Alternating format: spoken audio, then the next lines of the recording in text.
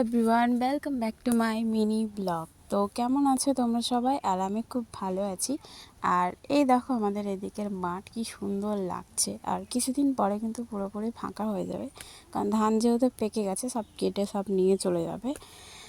আর এখানে দেখো পায়রা দেখানোর চেষ্টা করছিলাম, কিন্তু পায়রা তো ক্যামেরাতে দেখা যাচ্ছে না। তারপরে ব্রাশ করে বাড়ি চলে এলাম। খাওয়া দাওয়ার পরে একটু শুয়ে পড়েছিলাম। শুয়ে শুয়ে ভাবছিলাম যে ভবিষ্যতের কথা। তারপরে মনে পড়লো আমার ভবিষ্যৎ তো অন্ধকার।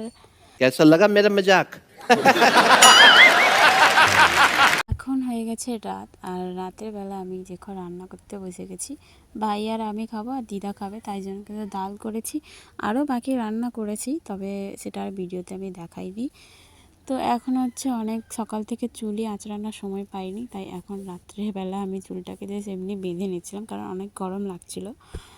তাই তো তোমরা হয়তো অনেকে কমেন্টে বলবে যে তোমার মা কোথায়, তোমার মা কেন রান্না করে না, তুমি কেন রান্না করো। তো আমার মা কিন্তু সারাদিনটা কাজে থাকে, তাই কিন্তু রান্না করার মার কাছে একদম সময় নেই।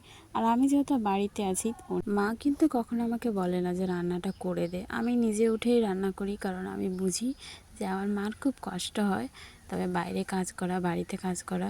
তো যাই হোক, কলকাতা কেমন লেগেছে অবশ্যই কমেন্টে জানাবো। তো সবাইকে টাটা, বাই।